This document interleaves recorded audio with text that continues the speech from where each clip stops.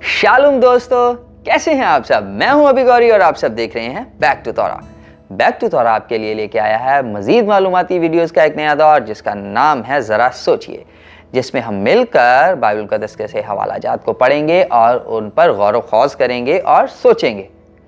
आइए मेरे साथ निकालिए बाइबल मुक़द्दस में से अहबार की किताब, जो कि तीसरी किताब है, और उसका 27वां बाब और उसकी 30वीं आयत, और देखेंगे कलाम मुक़द्दस में क्या लिखा है।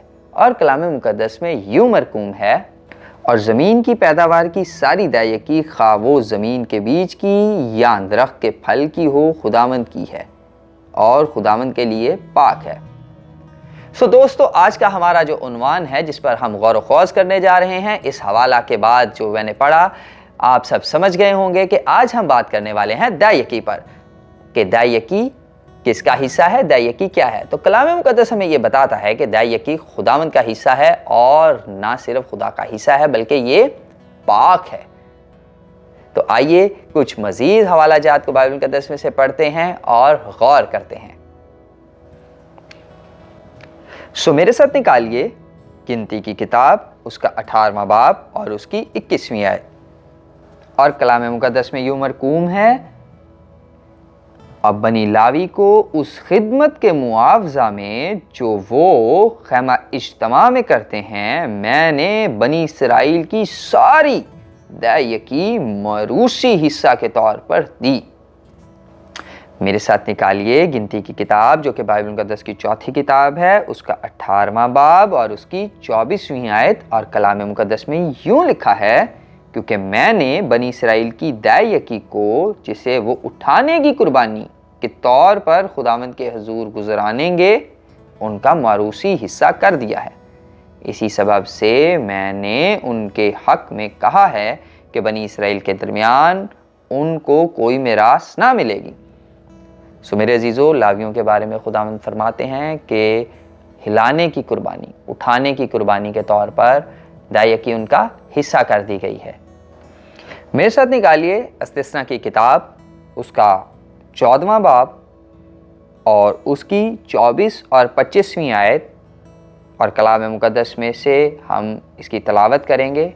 और कलाम मुक़द्दस में यूं मरकूम है, और अगर वो जगह जिसको खुदावंद तेरा खुदा अपने नाम को वहाँ कायम करने के लिए चुने, तेरे घर से बहुत दूर हो, और रास्ता भी इस कदर लंबा हो कि तू अपनी दायकी को उस हाल में, जब खुदावंद तेरा खुदा तुझको बरकत बख्शे, वहाँ तक ना ले जा सके, तो तू उसे बेचकर रुपए को बांध हाथ में लिए हुए उस जगह चले जाना जिसे खुदावंद तेरा खुदा चुनेगा।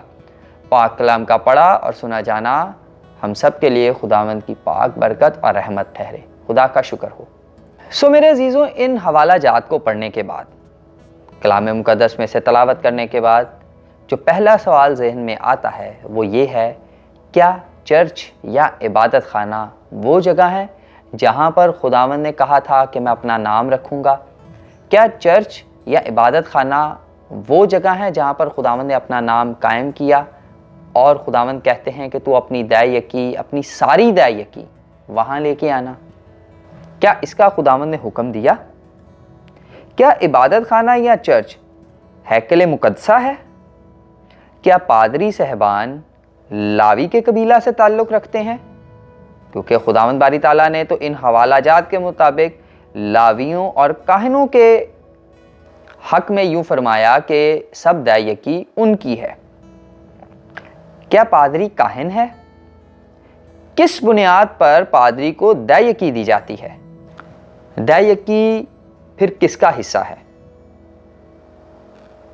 इस सवाल पर गौर कीजिए कि दायकी किसका हिस्सा है। आज वक्त है, हमने कलाम मुक़द्दस में से देखा, हमने हवालाजात को पढ़ा दायकी के मुतल्लिक, कि ये दायकी खुदावंद ने कैसे मुकर्रर की और किन के लिए मुकर्रर की। दायकी खुदावंद के हुजूर उठाई जाने वाली कुर्बानी है, और कुर्बानियाँ हैकल में लेके जाया जाता था, और कुर्बानियाँ लावी और काहिनों को दी जाती थीं। ये खुदावंद का हिस्सा है और पाक और मुतबर्रक है।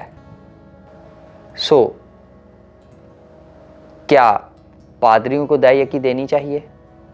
آپ سے سوال ہے، کلام مقدس آپ کے سامنے ہے۔ آخری سوال، دائیکی کتنے قسم کی ہوتی ہے؟ اسی کے ساتھ مجھے دیں اجازت اور ان سوالات پر بیٹھیے اور ذرا سوچئے۔